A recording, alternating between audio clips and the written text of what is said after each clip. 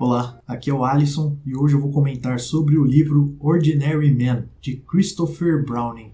Bom, e esse livro ele está na minha lista de 12 livros para 2023 aqui no canal, e eu tive contato a primeira vez com esse livro através de uma das aulas que o doutor e professor Jordan Peterson, onde ele compartilhava algumas das aulas do seu curso de psicologia no Canadá.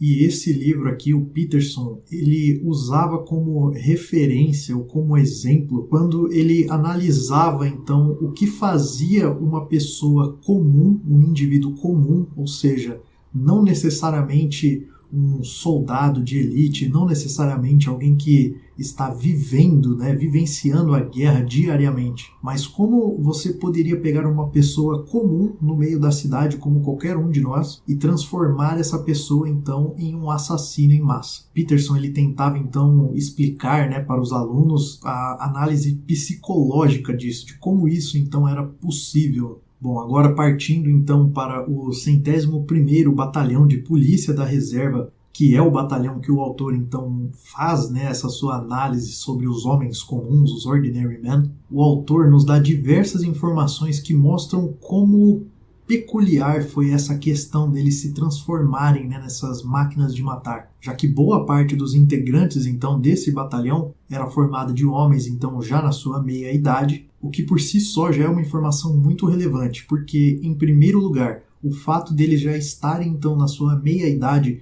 fez com que eles não fossem direcionados para o exército alemão durante a Segunda Guerra Mundial, sendo realocados então para a polícia da reserva. E um outro fato importante sobre essa questão da idade deles é que isso mostra como eles eram pré-nazismo. Não que não existisse nenhuma semente do nazismo, no período em que eles estavam crescendo, mas o nazismo ele ainda não tinha toda a sua força, toda a sua potência em território alemão. Diferente dos jovens, por exemplo, que praticamente sofreram uma lavagem cerebral pela máquina de publicidade e propaganda do governo. Então, esses eram homens que, antes de entrarem nesses cargos, nesses postos, então, dentro dessa polícia da reserva, eles tiveram, então, contato com outros padrões, outras orientações políticas, ou, em resumo, uma outra moral. E um outro fato ainda sobre eles é que a cidade onde esse batalhão nasceu, a cidade de Hamburg, tinha a reputação de ser uma das cidades mais antinazistas de todas. Então aqui a gente já começa a ter essa ideia de que se fosse para formar um grupo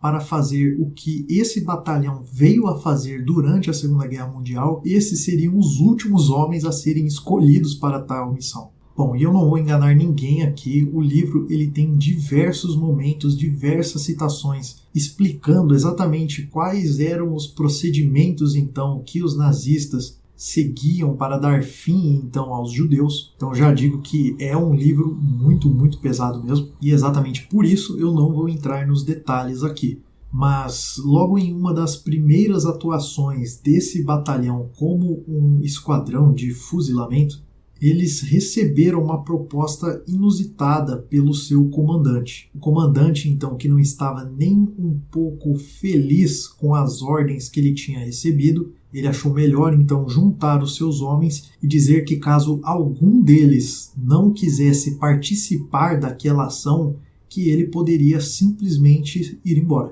E esse é um dos pontos mais complexos do livro, porque por mais que eles tenham recebido essa proposta, a grande maioria ainda seguiu com a missão, seguiu com o fuzilamento então. E uma coisa muito, mas muito importante mesmo de deixar claro é que não é que eles seguiram com a missão de uma forma feliz. Eles tiveram diversos problemas psicológicos, problemas de saúde, chegando até a recorrer ao consumo de álcool para, de alguma forma, ali, encontrar alguma energia que fizesse então com que eles finalizassem essa missão. E o autor ele vai separar um bom tempo então exatamente sobre essa questão, como um ser humano comum, alguém então que não viveu toda a sua vida focando na guerra, essas aqui eram pessoas que tinham comércios, que tinham carreiras fora toda essa questão militar. E a grande maioria deles queria simplesmente regressar para as suas vidas.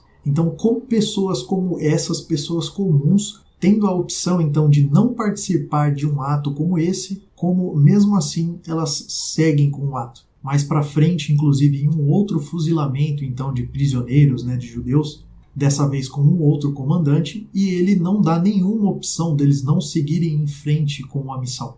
O que, por incrível que pareça, faz com que alguns deles se sintam até mais tranquilos no seu psicológico, já que eles não teriam que brigar consigo mesmo pela questão de que eles poderiam, por exemplo, ter optado de não participar naquilo.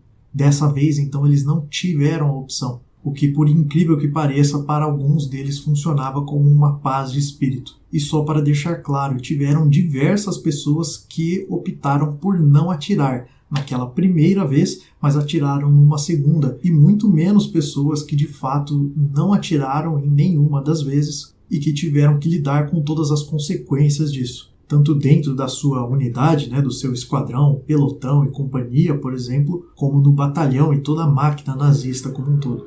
E voltando então um pouco para a análise do Jordan Peterson, o que me faz achar essa leitura extremamente importante é exatamente essa questão de reconhecer como a capacidade para o mal está em cada um de nós. Tudo isso ocorreu, é história, e nós não vamos conseguir apagar isso da história da humanidade. Mas o que nós podemos fazer, o que eu acho que é o nosso dever, é tentar compreender pelo menos o que fez essas pessoas chegarem então a tal situação, para que nós possamos então evitar que isso aconteça novamente no futuro. Porque como o livro expõe diversas vezes, e como eu já comentei diversas vezes aqui nesse vídeo, essas eram pessoas comuns, pessoas como eu e você.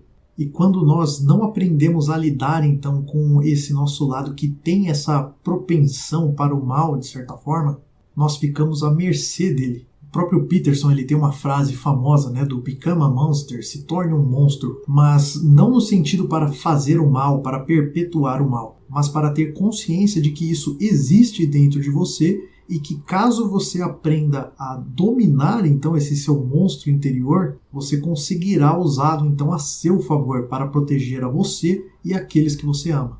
Então fica por aqui a minha resenha e recomendação de Ordinary Man, do Christopher Browning. Eu vou deixar aqui na descrição alguns dos trechos que eu separei do livro para gravar aqui esse vídeo. Eles estão todos em inglês, mas eu prefiro deixar então a versão em inglês do que fazer a minha própria tradução aqui para vocês ou jogar no Google Translate da vida. Bom, e se você gostou desse vídeo, eu vou pedir para você deixar um like, se inscrever e compartilhar com alguém que possa gostar desse tipo de conteúdo. Caso você tenha algum comentário a fazer, alguma opinião que você queira deixar sobre esse assunto, é só deixar aqui embaixo e a gente se vê no próximo vídeo aqui no canal. Até lá!